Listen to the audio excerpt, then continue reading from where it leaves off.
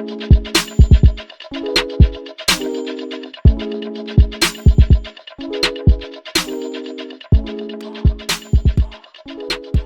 guys, Samantha here. Welcome back to my channel and another day of Simtober 2019. And today's theme today is called Black/Shadows. And my voice is all over the place, y'all. I feel like I've been screaming for like days. But truth be told, I have been catching up on recording and doing these Simtober challenges. And I think it's kind of did a number on my voice. So I don't know if the next couple ones will have voiceovers or just like some subtle music in the background while you just kind of watch. I don't know. I prefer to do voiceovers because I feel like it's just kind of boring to just listen to music and not hear like my thought processes during the whole thing that I'm showing you guys. Anyway, long story short, as you guys can see, I am currently dealing with a build that I got from the gallery, and I want to say the build creator is, well, you guys will see it on the screen here, hopefully, if I remember correctly. And basically what I did was look up a house on the gallery, and I literally said cheerful. And this was the house that I got, and it was a really cute house to begin with. I'm a little bit confused by how it was split up into 4 different sections. It's literally 4 different houses in one, but the kitchen's in one house, the living area is in one house, there's a bedroom in one house, and there's another bedroom in another house. I'm not sure. I didn't read the description, to be honest with you guys, to see why the creator decided to switch up all the different rooms into different houses. But I think what drew my attention to this build the most was that it was so doggone cheery. It was like sunshine and rainbows and flowers all over the place, and it was colorful on the inside. It was crazy. So what I wanted to do is take the most cheerful, over-the-top, colorful house on the gallery, which is this one, from what I could see. I'm not going to say it's the most one on the gallery, because of course I didn't go through all the millions of things on the gallery, but I did want to find the one that caught my attention the most and basically give it a makeover on the dark side. I can envision, I always say that, right? I can envision that maybe a family lived here and they were just, oh honey, like the Cleaver, is it Cleaver family? What's that family that's like super bubbly, maybe from like the 50s? I don't know, like I didn't watch that many old shows growing up, but my mom did, so I would always like walk in on stuff when she was watching stuff. So I knew like a lot of these very, very cheery little Jimmy, little Tommy, Susan type, oh darling, go in the courtyard and play with your dolls, and she's sitting in the middle of the courtyard. No. I can envision this house was like this, and maybe that's the reason why it was all split up. There's like a little area in the center that's perfect for like you know, your kids playing and stuff, and you can kind of like see them from any angle of this build. To be honest with you, it's kind of weird how that happened, but anyway, I could see that happening, and you know, in the process of them living here, maybe like a lot of tragic things happen to them. I don't want to get too morbid, but let's just say, I don't know, like I don't know, use your imagination, because I could give you guys like for real indications. If you hear me pause at any given moment, it's because I'm drinking tea. Alyssa's been on this tea kick, and we have been buying tea here and trying different ones. Truth be told, it does help a lot with the sore, groggy throat like you hear right now. So if you see me stop and talking, it's because I'm sipping some tea. I forget the name of this tea, as a matter of fact. I want to say it's from Target, and I know it's vanilla caramel. Oh, it's a Tazo, T-A-Z-O chai tea. I think that's what it's called. Anyway, I don't know if it's Tazo or Tazo. The Z might be silent. I was about to say the Z might be silent. I was literally about to say the Z might be silent. Anyway, this Z might be silent, so it might just be Tao. I don't know. Y'all know how these weird fancy people try to be. At the end of the day, I just want something hot for this throat, so I can get it back to working condition. Me. Yeah, no, it's not working. Anyway. I'm so crazy. I can imagine that this family probably went through like a lot of tragedies, and over the years, you know, of living here, things just got darker and darker and darker. And of course, it started to reflect in the home's appearance, in the furnishings, in maybe some of the items that was located outside of the home. You know, it's just kind of like over time, I could just see like the family just kind of like just gave up on all this cheeriness. And the sad thing is, I feel like this happens kind of in real life. We're gonna get a little bit psychoanalytical not psycho Samantha. Psycho sounds not that type of psycho, but we're gonna get a little bit in your head right now. But I know for a fact that there's times where people who generally are very cheerful people, they let circumstances or situations actually end up breaking them eventually, and to the point where they themselves end up being dark and getting negative. And unfortunately, if I had to speak specifically about myself and the things that I've experienced in my life, there has been times where I pretty much was like, everything is negative, everything is not awesome. In my Lego voice singing voice, if I could sing it, I would sing it to you guys. But anyway, and it kind of reflects in the way you dress, the way you act, the way you answer questions, even if you're doing schoolwork and things of that nature. And it got to a point, and I'm not going to say I'm just like all the way, this is going to get deep. Maybe, possibly, I might stop myself in the process of talking. But anyway, I'm not going to say that I've always just been the perfectly cheery, happy person. Even to this day, I still struggle with certain things that put me in dark places. But you kind of got to know how to bring yourself out of it. This family, unfortunately, didn't know how to bring themselves out of the tragedy and continue to kind of like wallow in this darkness.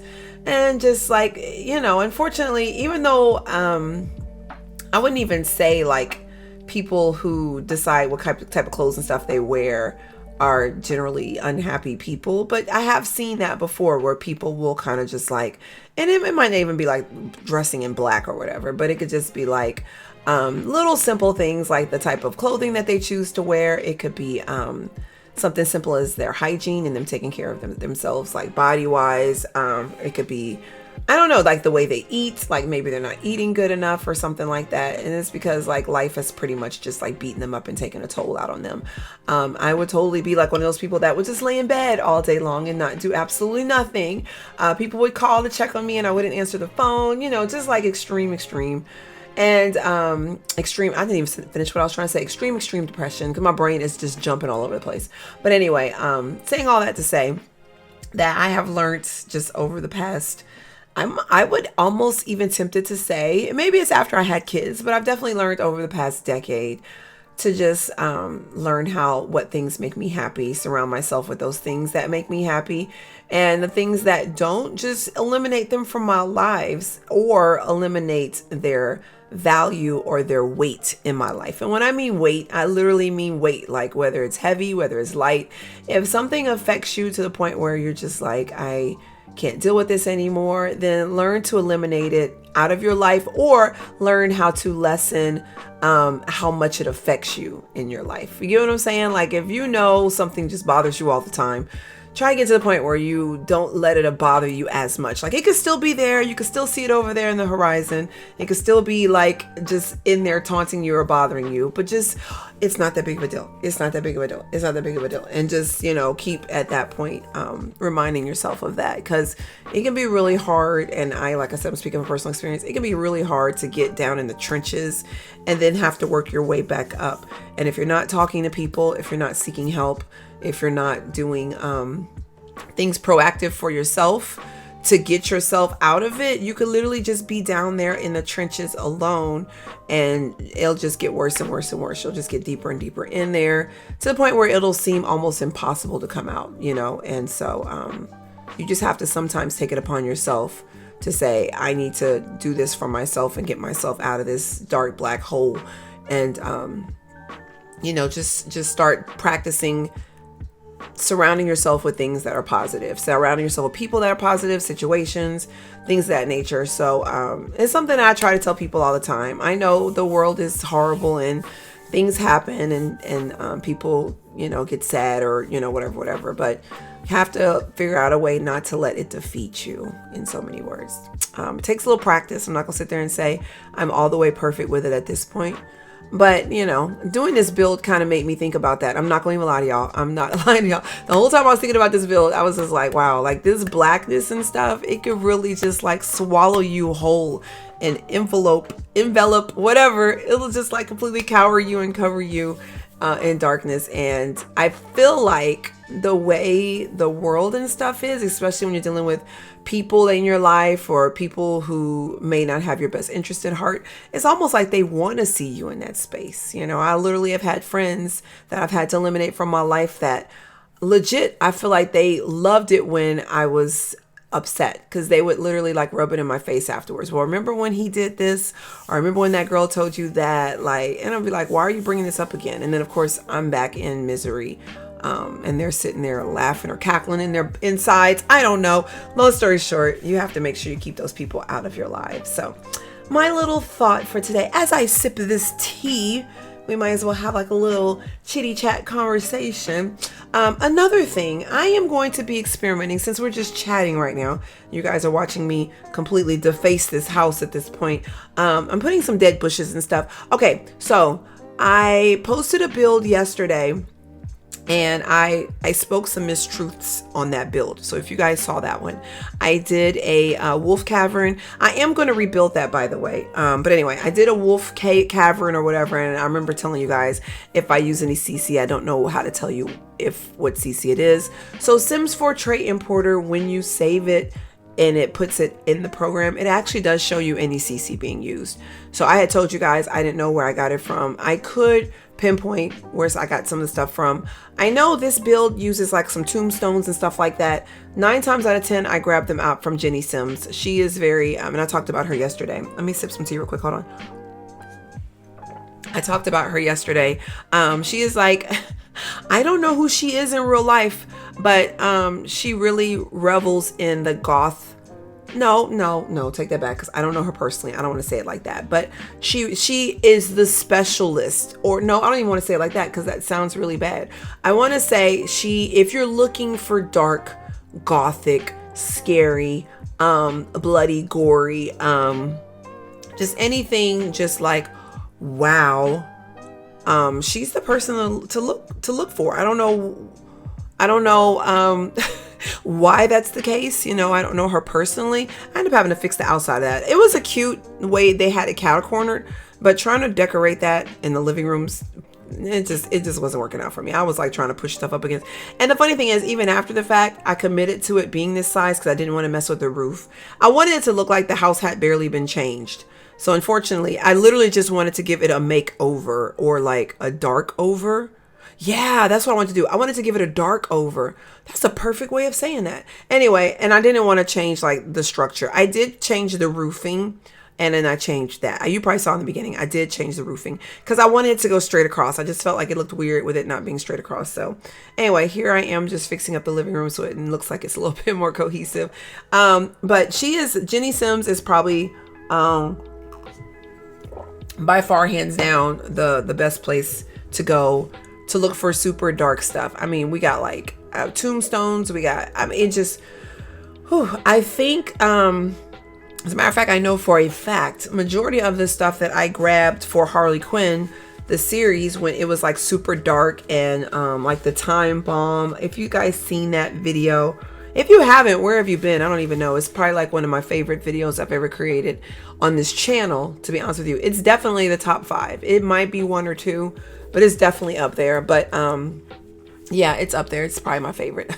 Of course, I'm speaking about myself, so of course, you know, you could say what your favorite and stuff is. It doesn't sound too vain, hopefully. But a lot of the stuff that I used in Joker's basement, that was really dark, torturous type devices and stuff like that, came from her. They came from Jenny Sims. And there was a moment where Joker was trying to get his revenge on the police officer that beat him up when he was arresting him. And there's like this little time bomb thingy that spit out poison, because he wanted to torture him. He tortured him. It was crazy. He like took like a torch and burnt his face and body parts and whatnot. You know, the only little bit that I could show, right, given the limitations of The Sims. And then afterwards, after he tortured him, then he poisoned him to death by sticking him in a jail cell where he couldn't go anywhere. In a jail cell. You know, how not serendipitous. What is the term when it's just like so unbelievable? You put a police officer in a jail cell. I don't know what terminology to use for it.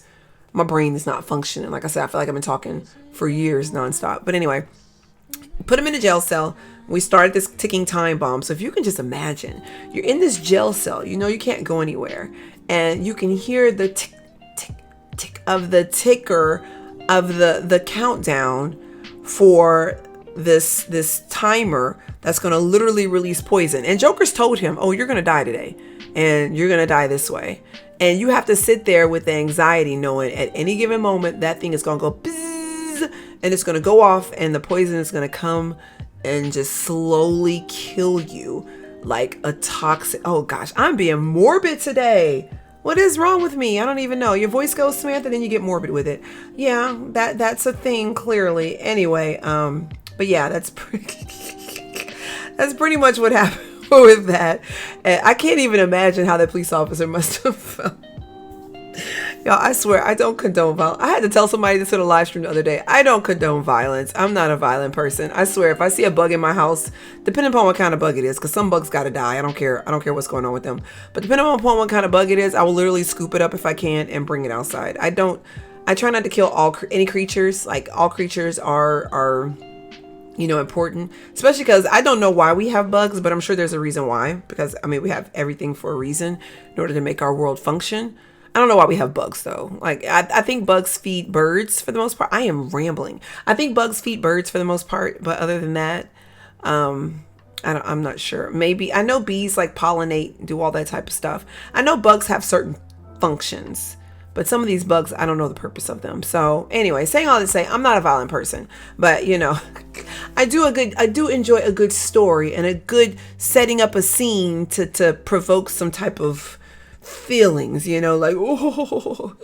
So anyway, Jenny Sims, saying all that to say, Jenny Sims is the person that I grabbed all of that stuff from. So you could just imagine, just me telling you the story of how that scene went, you could already imagine that that's the type of, I saw that stuff and that's how I was inspired. Oh yeah, he's getting tortured.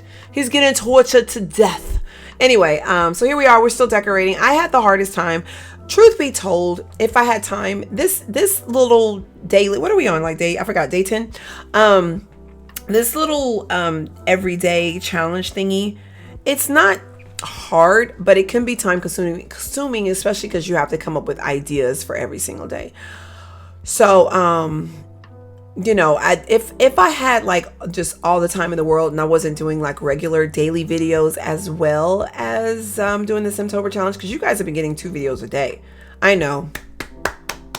Samantha, I know. Just go on and you can applaud me in the comments. I know you guys have been getting 2 videos a day, but that's making up for all the days you guys didn't get any videos because I felt horrible. I can't commit to making daily videos and then I go like a week without making it. But you know what? In all honesty, I'm always working as far as YouTube goes. Like a lot of times if I'm taking breaks, it's because I'm working on burlesque stuff or I'm doing other stuff in the background or I'm just taking a mental holiday, which honestly is, you know, working for YouTube too, because I have to be okay in my head in order to even be motivated enough to make content. And I don't want to just put stuff out here. I feel like I put a lot of thought and stuff into my content and I feel like I do a decent job with it, but hopefully you guys will agree. But I feel like if I'm not all mentally there and I'm not feeling it all the way there, I wouldn't want to put you guys, you know, through watching some junk just for the sake of me putting a video out. So anyway, that's a whole nother conversation. There's a ton of tombstones back here, so you can just use your imagination. I would imagine this is someone that, or the family, after they've lived like a cheery life and they just let the world just beat them to a bloody pulp, for lack of a better word, that they've just completely decided to just surround themselves in darkness. Like maybe they feel comfortable in this state. Maybe they feel like this is where they need to be and this is the best place for them. I actually have, and unfortunately I used to feel like this, and it's something that I have to talk to my son about often because he feels like this too. But I used to often be like, if I just continuously think negative or continuously think the worst, then I won't be let down. Because it's going to happen, right? It's going to happen. It's going to be a thing. So I might as well just continue to wallow in it, because that way, when it does happen, I'm not all like, man, I can't believe this happened to me. I'll be like, oh, I knew it was coming. It's almost like you want to validate that whole thing in your life and just make it like, sure, I knew this was going to happen. My son, and hopefully he doesn't mind me telling you guys this, but I'll just speak personally on myself. I definitely have dealt with that before in the past, where I would literally tell people, I'm not looking forward to nothing because I know it's not going to work out. And a lot of times that self-fulfilling prophecy, you end up kind of willing things to not work out in your life. This family, I could imagine, and this, I honestly thought about this when I was doing this, that they would totally be like, people are going to die. I mean, what's the point of us not putting their tombstones in the backyard? Because it's going to happen anyway. And we're just going to go in and have things set up. Imagine maybe some of those gravestones are for family members that haven't even died yet. But I know you're going to die, so I'm just going to have you ready to go. And this is just a reminder that I know you're going to die. So let me just put your tombstone back here. I know it's dark, but I literally was thinking that in my head while I was doing this. I'm not kidding you guys. I swear on everything. I was like, Samantha, I don't know what this is doing for you, but that's crazy. But yeah, I know you're going to die. So this is just a reminder that eventually you'll die. I'm just going to wallow in this negative because it's happened before. It keeps happening to our family. People keep dying. Bad things keep going on. So yeah, I got your tombstone back there already. For those who have died, their tombstones are already back there. And we could just go back there at any given moment and remind ourselves that death is inevitable. So that's why there's so many tombstones back there. I didn't really pinpoint like what was what. I know that this is like a kid's little bungalow area or whatever with all the blackness as well. Can you imagine? That'd be like so sad for real. Like if a kid's all of a sudden just super dark and black. I don't know why I'm paused right here. Probably somebody came in to talk to me because you guys know, if you don't know, I'm a mom of 3, and at any given moment, I don't restrict my kids. Like someone actually told me that in a comment, because I think maybe I forgot to edit out my kid coming in the room to ask me a question, and I left it in the video or something like that. I don't even remember the situation. I just remember somebody being like, you should put a sign, you should close your door and put a sign on your door that you're recording so you won't be interrupted. No, I'm a mom first and foremost all the time. My kids come first no matter what. They know that this is a hobby of mine, and they know this is something that makes me happy, something that gives me like a bit of a not a break per se, because you really don't get a break, but it's just something that I have for myself, that I did for myself, something that I wanted to do. You get what I'm saying? I shouldn't have to put that on my kids, like this is something mom wants to do, so you got to deal with it. Like, no, my kids come first. If I'm recording and they got to come in here and talk to me, I'm pausing the recording. I'm, pausing to talk to them, whatever. And that's just all to it. So I'm not gonna sit there and be like putting my hand up like, oh my God, I'm recording. Now, if I'm streaming, there has been times, especially if they come in here and ask me something crazy, I'm like, really? You couldn't wait till I was done streaming? But it is, and when it comes to kids, there's no such thing as crazy stuff. A lot of times my son just wants to come in here and just tell me, I don't know, like he saw a bird out the window. I'm not gonna sit there and say, oh, you can't come in here and tell me about this cool bird you saw out the window. No, if it's important enough for you to come in here and tell me about it, I need to listen to it. You know what I'm saying? Like if it's that important to you, even if it's not important to me, if it's that important to you to come tell me about it, then I'm going to listen. And so long story short, yeah, that's probably what happened during that pause. Like, I have the crazy, sometimes I'll just mute my mic, and like when I was working on this, they probably came in to talk to me, and I was probably talking to them while I was working on this too.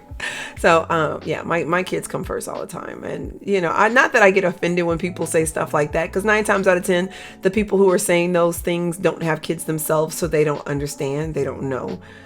So it's like, I'm just like, okay, thank you for the suggestion. I always have an open door policy with my kids. They're always welcome to come in. I let them sit in here while I'm recording. I just let them hang out with me. And if anyone has a problem with that, then I'm just not the YouTuber for them.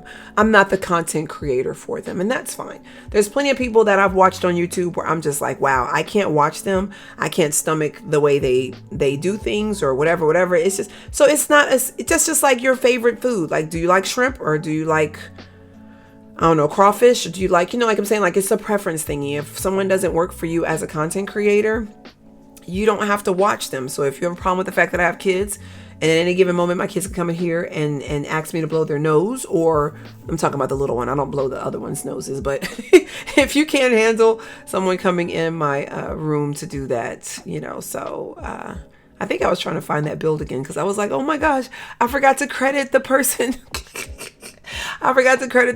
that that I got the build from. Imagine that, because if I upload this on the gallery, someone's going to be like, you stole this from such and... No, I did not. I make sure I put, this is not my build. I mean, it's kind of mine now because I've like completely What did I say I did? I dark overed it. Ooh, good tip. If you guys ever want to put little bushes in potters, put move objects on, put the potter on the ground, and use 9 or 0 to raise or go up or down and kind of like put it in the pot. I wanted to put dead plants around there, or plants that hadn't been taken care of around there. And so that's pretty much how that happened. So, oh my gosh, this house came out so good. The only thing after the fact I thought about that I wish I would have done was maybe put some spider webs and stuff around there. But then I was like, no, I think that's going too far, because at the end of the day, they still live there.